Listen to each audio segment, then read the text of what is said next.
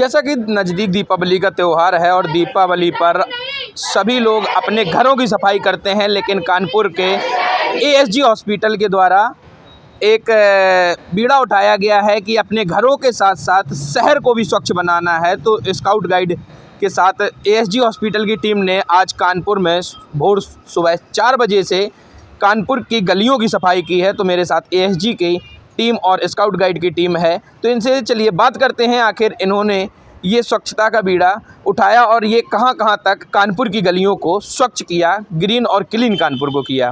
तो आइए, मेरे साथ मौजूद हैं सेंटर के कुछ लोग, तो उनसे बात करते हैं। हमने जो एक स्वच्छ कानपुर बनाने का निर्णय लिया है कि कानपुर, वैसे तो दीपावली पर सब लोग अपने घरों की सफाई करते हैं, लेकिन आपने शहर की सफाई की है, तो कैसे आया यह विचार आपके मन में?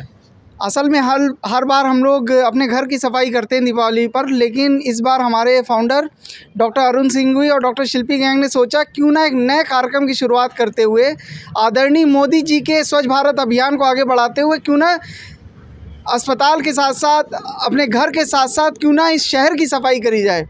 तो इसी ध्यान में रखते हुए हमने इस साल स्वच्छ घर ही नहीं स्वच्छ शहर भी अभियान की शुरुआत करी है। और इस कार्यक्रम में हमको आर्य कन्या इंटर कॉलेज का पूर्ण सहयोग मिला है, स्काउट गाइड्स का, और उनकी शिक्षिका श्री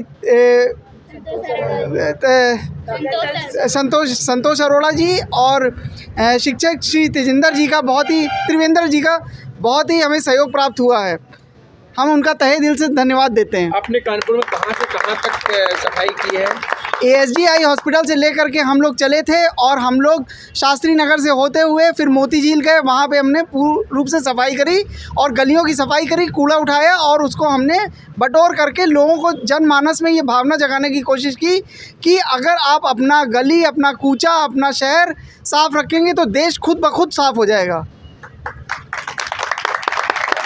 आपने जो एक सफाई करी है आपके सेंटर के द्वारा, एएसजीआई हॉस्पिटल की एक अच्छी मुहिम दिख रही है जिससे हमारा कानपुर साफ हो सकता है, क्योंकि कानपुर की गलियां, कानपुर नगर निगम बोलता है कि क्लीन कानपुर और ग्रीन कानपुर, लेकिन कहीं ना कहीं ये नज़र आता है कि कानपुर अभी पूर्णतः क्लीन नहीं है।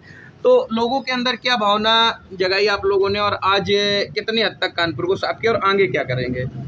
इस अभियान को सिर्फ करने का मुख्य उद्देश्य ये था कि हम लोग किसी तरह एक जागरूकता ला सके लोगों में कि हमें पहले तो खुद को सुधारना है, खुद को सफाई करनी है, इसके बाद दूसरों को सुधारना है। तो पहले हमने कुछ लोगों में 100-200 लोगों में मिलकर इसको शुरुआत किया है और लोगों से यही रिक्वेस्ट कर रहे हैं वो भी हमारे साथ जुड़ें और अपने शहर को और अपने देश को साफ़ रखने में हमारी मदद करें।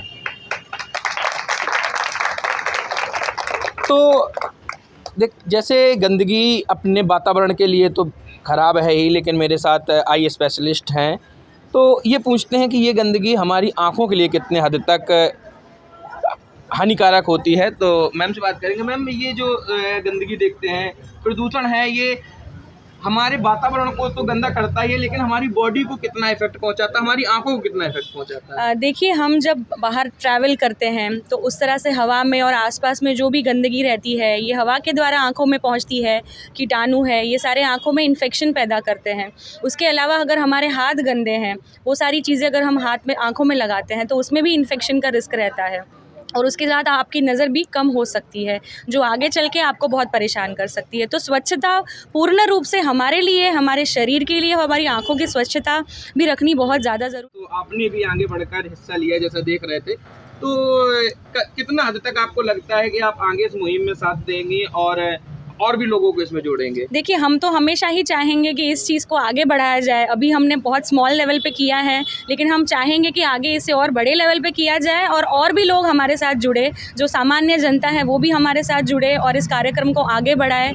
हम अपना ही नहीं, अपने समाज का, देश का, सभी को आगे बढ़ाना है। और जैसे हम कहते हैं कि क्लीन कानपुर, ग्रीन कानपुर, वैसे ही क्लीन इंडिया और ग्रीन इंडिया को आगे बढ़ाया जाए।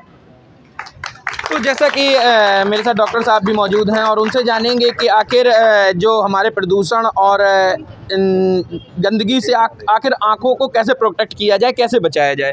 डॉक्टर साहब, जो गंदगी है वातावरण में, तो उसको अपनी आँखों को प्रोटेक्ट कैसे करें उससे?